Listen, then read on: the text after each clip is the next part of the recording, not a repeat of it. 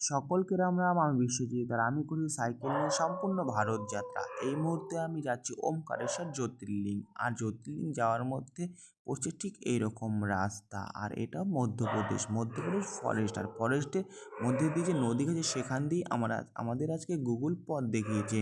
আর এখন আমি জলের উপর দিয়ে সাইকেল চালিয়ে যাব, কারণ কিছুটা জায়গায় জায়গায় জল রয়েছে আর নিচে হেঁটে গেলে বুট রয়েছে, তাই ভিজে যাবে। তা বন্ধুরা ওপারে আমি চলে গেলাম। তা আগের রাস্তা কি হতে চলেছে আমারও জানা নেই।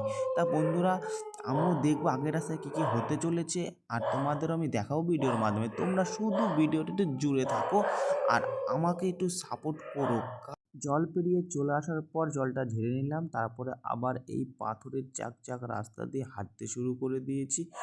আর হাঁটতে হাঁটতে দেখতে পেলাম সামনে কিন্তু আবারও জলধারা রয়েছে। কৈলাস বেশ আগে চলে গেছে, আর এখানে আমি আর কৈলাস ছাড়া কেউ নেই। পুরো ফাঁকা আর ভয়ঙ্কর রাস্তা, চারো সাইডে দেখো শুধু জঙ্গল আর জঙ্গল।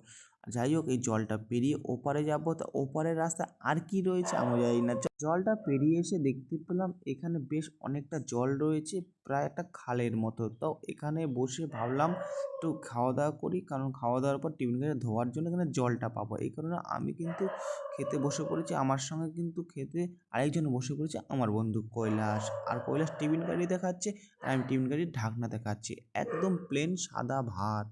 আমাদের সকালের ভোজন কমপ্লিট হয়ে গেছে। এবার সেই পাত্রটাকে ধোয়ার জন্য কৈলাস আগেই চলে গেছে নদীর কাছে। এবার আমি যাচ্ছি, আর দেখো কত সুন্দর পুরো ফরেস্টের মধ্যে, একটু ভয়ও লাগছে। চারো সাইডে পুরো ফাঁকা, কেউ নেই।